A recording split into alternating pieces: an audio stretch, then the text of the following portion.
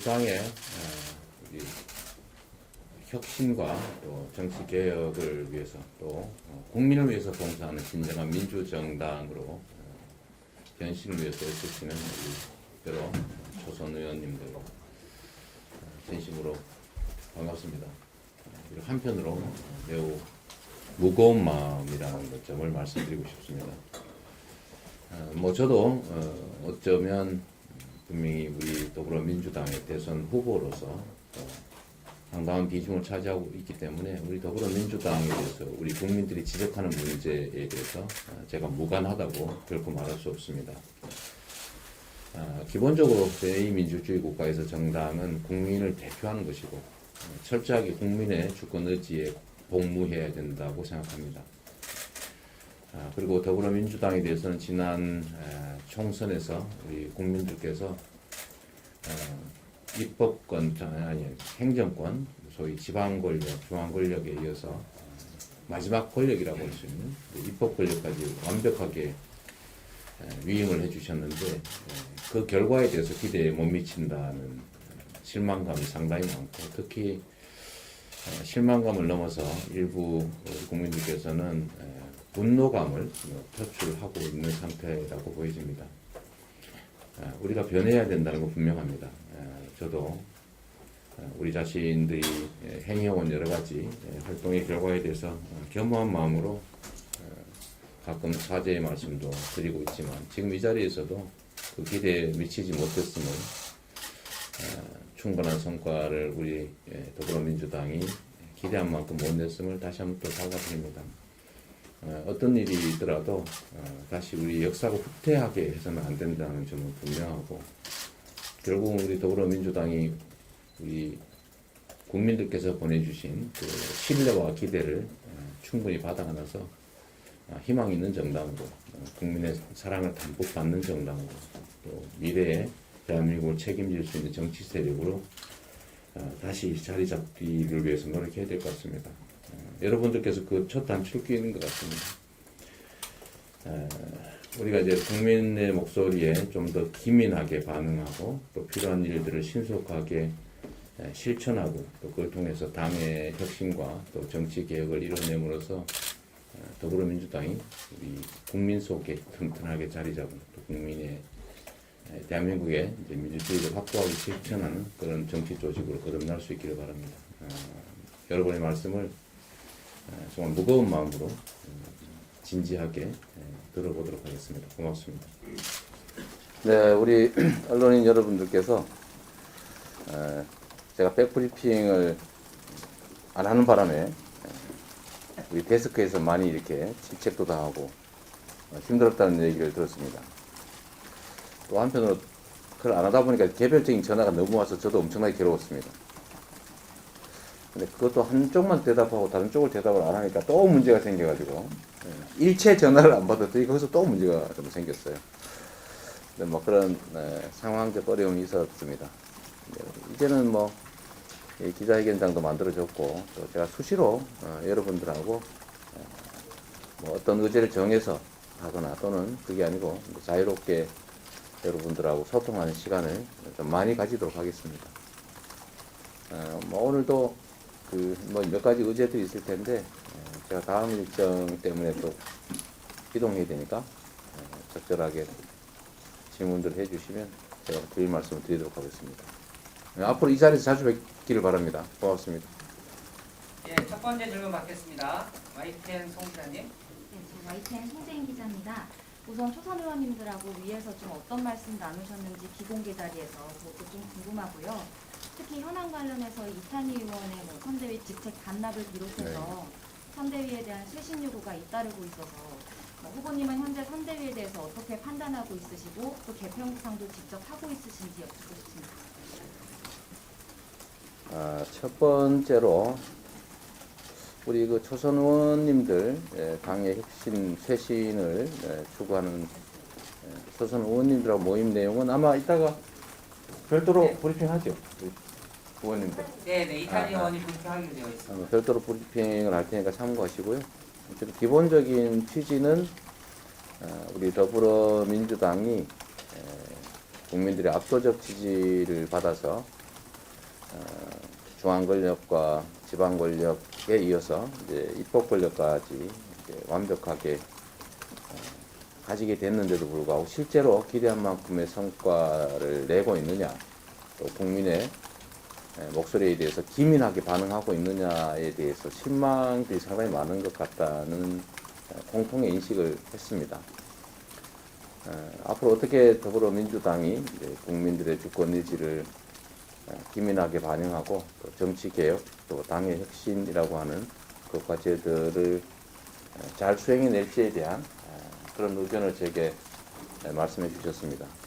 저 역시 우리 당이 지금까지 많은 노력을 기울이고 성과도 냈지만 국민들이 기대하는 만큼 더 빠른 혁신, 또 더 많은 혁신을 또 해내야 된다고 보기 때문에 함께 의지를 모아서 정당 혁신, 또 정치 개혁이라고 하는 큰 과제를 좀 성과 있게 수행해 나가자, 이런 말씀을 나눴다는 말씀드립니다. 아까 선대위 얘기했나요?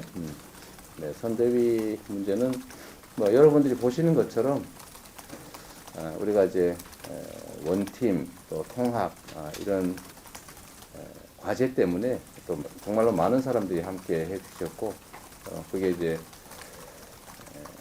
좋은 측면도 있는데 또 다른 측면으로는 이제 속도가 매우 좀 떨어진다. 반응이 조금 이제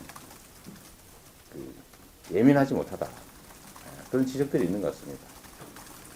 선거 일은 다가오는데 실제로 더불어민주당의 지금 현재 선대위가 국민들의 요구나 기대에 부응할 만큼 신속하고 또 기민하게 성과 있게 활동하고 있는지에 대해서 많은 분들이 의구심을 좀 가지게 된 것 같습니다.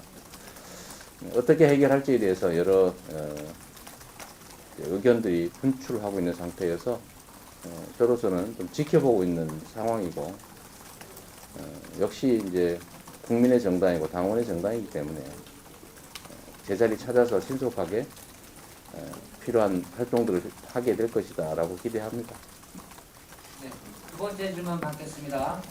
채널A 최 기자님. 네, 채널A 최수연이라고 합니다. 오늘 윤석열 후보께서도 특검을 닫아야 선거가 가능하다고 하셨고 후보님께서는 부산은행 수사 전제로 특검을 하시겠다고 하셨는데요. 혹시 부산은행 수사를 빼고도 특검이 가능하다고 보시지는 않는지, 또 만약에 검찰 수사 데드라인을 언제까지 할 건지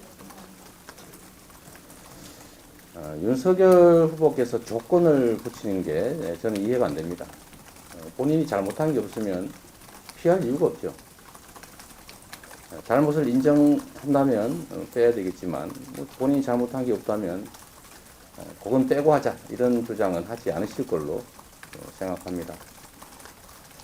저는 이 화천대유 관련된 이 자금 조달 과정 또는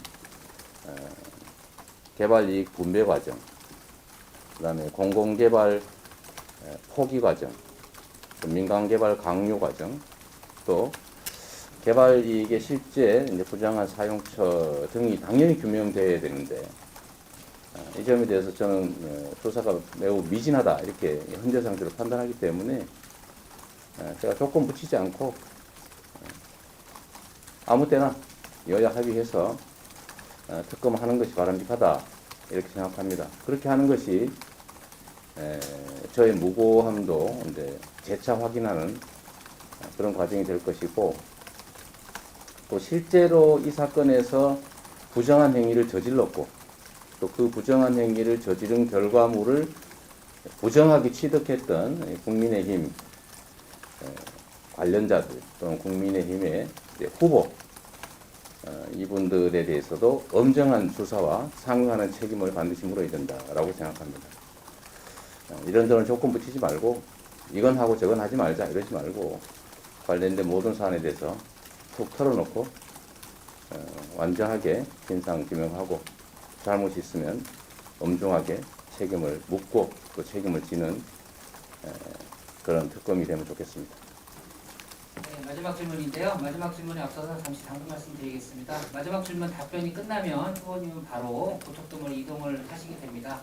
사전에 제가 양해를 구했고 심사협정이 맺어진 만큼 못한 질문하시기 위해서 후보님 차량 탑승까지 오고 같이 간다거나 이러면 또다시 어수선한 현장이 재현되기 때문에 앞으로 후보님 약속하신 것처럼 이곳에서 안정적이고 여러분들과 효율적인 질문응답을 많이 나눌 테니까 오늘은 마지막 질문 답변 이후에 후보님 신속하게 이동할 수 있도록 협조 바랍니다.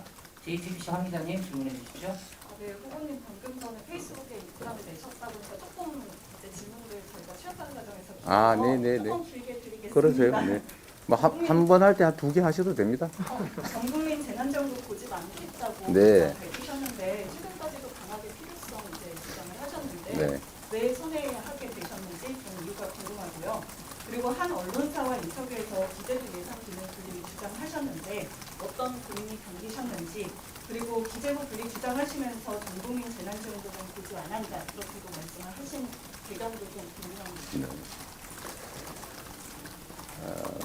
기재부의 그 예산 기능을 제가 좀 분리할 필요가 있다라고 말씀드린 이유는 기재부가 예산 기능을 다 가지는 게 진리거나 그게 뭐 100% 옳기 때문이 아니라 그건 하나의 판단의 결과물이다라는 생각 때문입니다. 일단 뭐 외국의 사례를 보거나 또 우리 정치사를 보거나 기재부가 예산 기능을 가질 때도 있었고 분리될 때도 있었기 때문에 그거는 분리할 수도 같이 가질 수도 있다고 생각합니다.